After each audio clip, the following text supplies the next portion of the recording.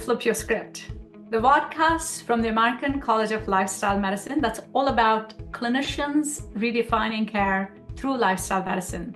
Hello, everyone. My name is Dr. Padmaja Patel, and I'm the current president of the American College of Lifestyle Medicine. I'm board certified in lifestyle medicine and internal medicine. In just around 15 minutes, we will bring you 5 key takeaways from leading experts and practitioners who are using evidence-based lifestyle medicine to transform patient outcomes. From practical strategies to success stories, we focus on the how of lifestyle medicine to empower you to make an impact in your practice and beyond. In this episode, we are joined by leaders from ACLM's Pharmacist member interest group to discuss the intersection of lifestyle medicine and pharmacy. Please allow me to introduce our esteemed guest today. Dr. Brigette Serfaty is an associate professor in the College of Pharmacy at the University of Arkansas for Medical Sciences, specializing in lifestyle medicine and nuclear pharmacy. With over 30 years of experience practicing yoga and extensive training in mindfulness, meditation, and coaching, Dr. Serfaty advocates for incorporating simple daily strategies to reduce stress, increase joy, and enhance connection in both personal and professional life. Dr. Beth Prior is the Operations Director of Pharmacy Services at Ohio Health, where she leads the vision, strategy, and execution of pharmacy services across multiple care sites. With a background in pharmacy informatics, hospital pharmacy operations, and lifestyle medicine, Dr. Prior is dedicated to optimizing pharmacy services to enhance patient care. How are you all doing today? Great. It's great to be here. Thank you for inviting us. Great to have you here today. So let's start our conversation by exploring your paths into lifestyle medicine. Could you each share how your journey began and what specifically attracted you to this specialty? Sure. So I'll start. I have never walked a traditional pharmacy path, as you could tell from the intro. And so nuclear pharmacy, workers' comp pharmacy benefits don't really fit anywhere. But what that meant is I underwent a number of corporate mergers, integrations, terrible stress. And so I was really looking for a solution for my own stress and well-being, as well as that for my team. And so when big change comes, big chaos comes. And so I found lifestyle medicine through coaching. So I was really looking to be a better leader and a better leadership coach. And how could I help them when the wheels were coming off the bus corporately? And so I found lifestyle medicine in that way. And it was just a natural fit from there. So I first trained in integrative health coaching and then came to lifestyle medicine. Wonderful. Beth? Yes. Well, thank you. And again, thank you for having us. So for me, my journey began nearly 15 years ago, and it came about from the nutrition angle. Came across some information where I learned that the foods I was eating, the traditional standard American diet, were potentially not the best for my health. And I was a bit shocked and surprised in that phase of life that I had not learned about this before, definitely not in pharmacy school. And so I launched this journey of self-directed learning, exploration about healthy foods for myself, for my family. I took courses, cooking classes. Eventually I was teaching cooking classes, but I did all of this work in parallel with my professional career as a pharmacist. And so for many, many years, they were just running alongside each other, but not crossing paths.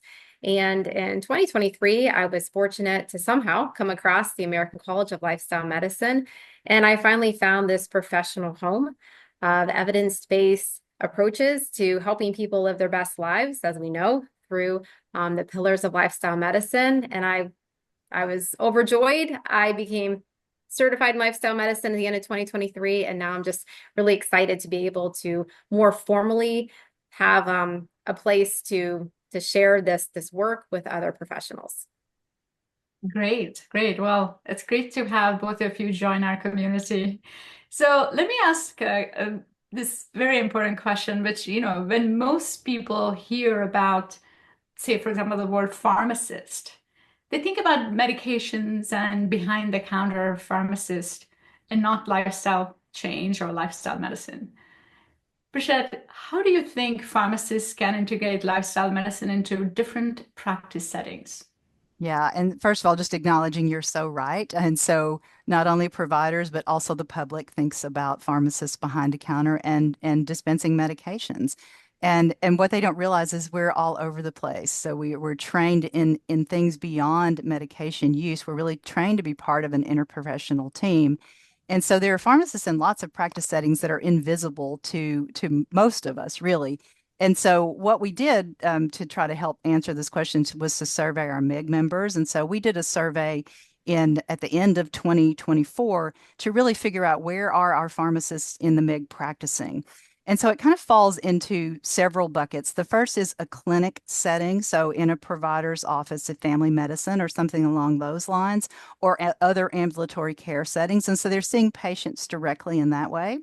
They also might be seeing patients in an institution, like Beth mentioned, institutional pharmacy. They may have specific specialty practices within that institution in diabetes, cardiology, oncology, et cetera. We also have folks that are in more traditional community practices, like you mentioned, where they're actually looking at patients from a medication use perspective and talking about medication therapy management, or even when they're dispensing a medication, asking about what other supplements, foods, what sort of drug interactions are happening. So they're happening there, just in those normal conversations.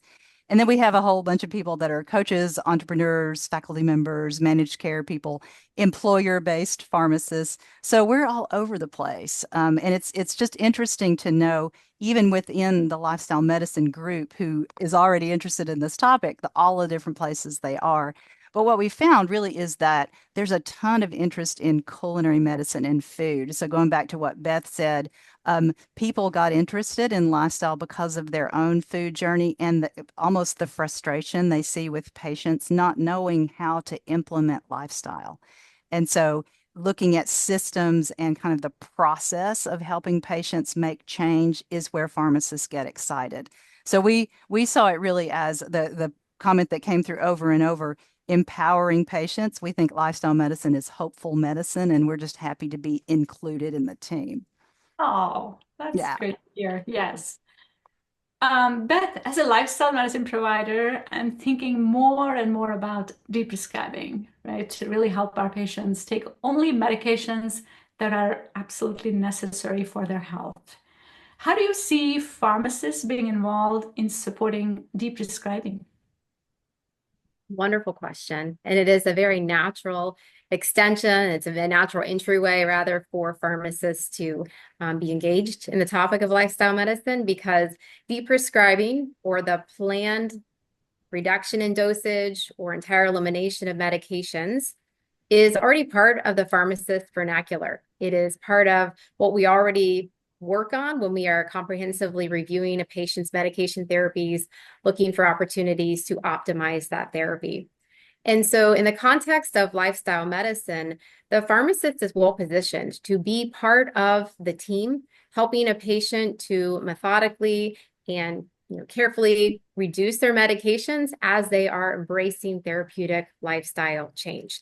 There are different approaches. There are some that are documented in the literature as far as, what the order of medications that you might remove from a patient's regimen. And yet it really is going to require a personalized plan and journey for every patient, depending on the amount of, lifestyle change they're making, the medications on board when they begin that. And so the pharmacist just has a great opportunity to be part of the conversation and support that journey along the way.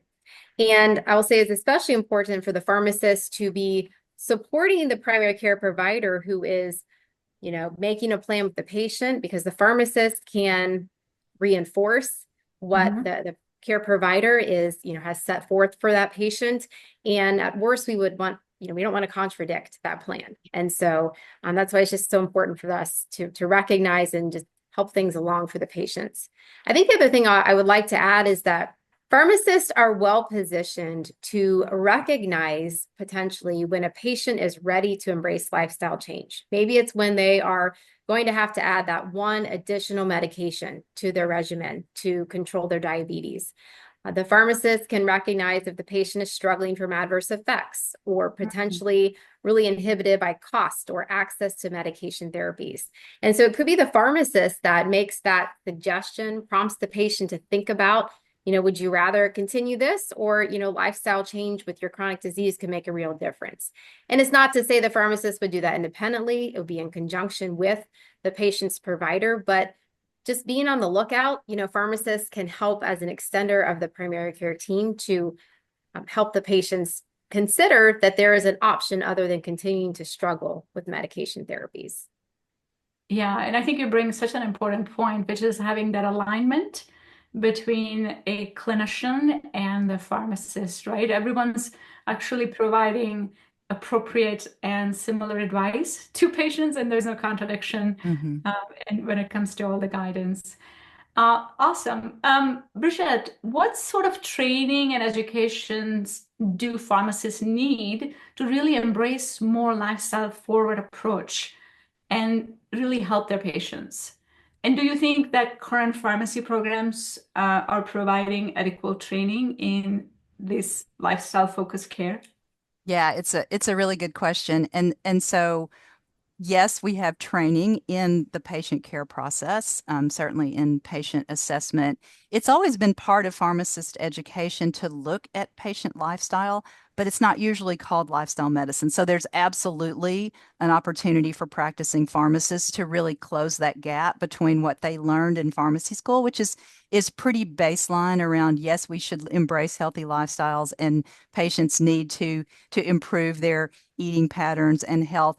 There wasn't really a how, at least when I was in school. And so what we see now is that pharmacists that are in practice aren't really even aware that lifestyle medicine is a specialty or that they could really be engaged in it from a board certification perspective, because they think more traditionally about Board of Pharmaceutical Specialties certifications and not American College of Lifestyle Medicine. So we really want to help pharmacists close that gap. And so most of our MIG members, again, in that survey I mentioned, were trained post-graduation. So they undertook what Beth said, a self-study, and really dove into CE, or they might have come through the health coaching route, like I mentioned. They might have found lifestyle medicine through some sort of CE and diabetes education, because we have lots of pharmacists involved in diabetes education and diabetes prevention. And then it kind of has gone from there. So what we're seeing is that as pharmacists are growing more aware of the specialty pharmacy, colleges and schools of pharmacy are getting on the bus a little bit more. It's important to know that pharmacists are educated in things like lifestyle medicine. So we have a number of patient-centered communication classes that lean into motivational interviewing. So it's not quite health coaching, but certainly those skills. And we have to demonstrate competency in the patient care process and having coaching conversations about lifestyle. I already mentioned all the different practice settings that pharmacists are in. So in residency training, they're often part of that interprofessional team. And so it's really the people that haven't had that residency training or others that don't have additional training that need this additional basis. And so I'm just going to plug our college, for example. So I actually am at the University of Arkansas for Medical Sciences, and we have an elective course in lifestyle medicine. I love it. It's my favorite thing to teach. So for P3 pharmacy students, and they apply lifestyle medicine pillars to their own lives, and then they take it to patient cases, both simulated and then just written cases. And they start to realize how challenging it is to make lifestyle change and implement those habits. And so that's where the need for the additional training comes in, and they get interested in board certification or health coaching and others. So I feel very strongly that pharmacists need additional education and training, particularly in the skill of implementation, to help providers do this well. And even in Deprescribing, as Beth mentioned, how do we do that well? So additional education and training in those methodologies is useful for pharmacists. Very well said. Yes, and so we know lifestyle medicine is foundational to delivering whole person care. And what I wanted to ask is, what role does a pharmacist play in lifestyle medicine's interdisciplinary team-based care model and support primary care team? That's a great question. And as already noted earlier in our conversation here, pharmacists are participating in interprofessional teams in the ambulatory care and the acute care setting.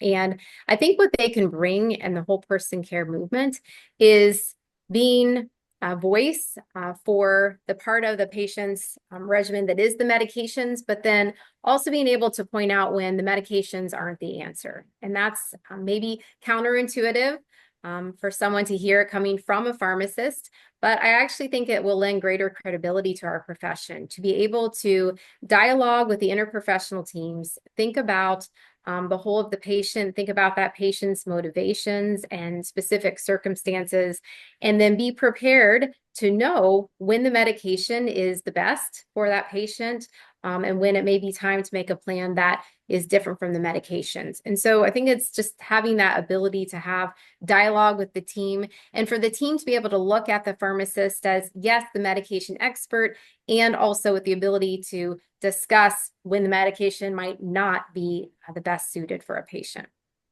Yeah, I love to think about medications as sort of decluttering.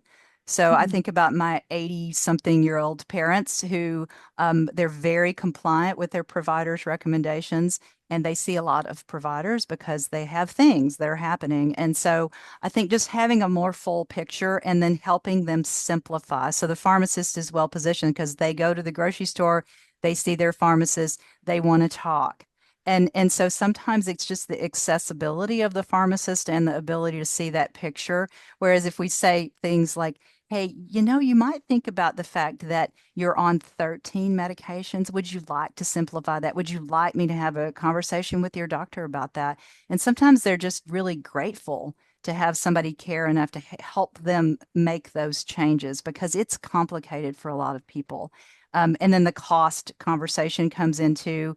And so I know I can relate to my parents having a recent conversation with their pharmacist. They don't listen to me, but a recent conversation with their pharmacist, who then got engaged with their family practice provider to really help them understand what they could do differently. And I'm very appreciative of that sort of collegial relationship. Yes. And let me ask you very quickly if you could respond to this. If we could wave a magic wand and create the ideal role for you and your fellow pharmacist when it comes to lifestyle medicine, what would it look like? So I'll start. I love teaching lifestyle medicine and well-being to my students, and I'm going to keep doing that for now. But the next career phase for me is really going to be in a coaching and training mode, and I want to bring lifestyle medicine into the workplace. That's where I started, and that's where I want to end up to really integrate wellness into work. So that's me. Beth. Thank you. If I had the magic wand, I would wave it at my fellow pharmacist professionals and ask that they level up their competence around all the therapies, the food is medicine, exercise is medicine, the various components of lifestyle intervention that are evidence-based and that the pharmacist should have in their toolkits.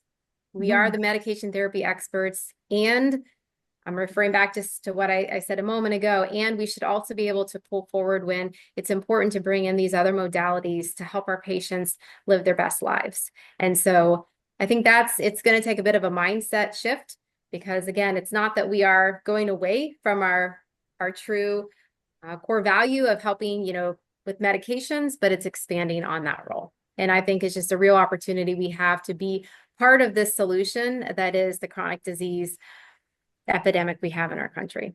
Absolutely. Absolutely.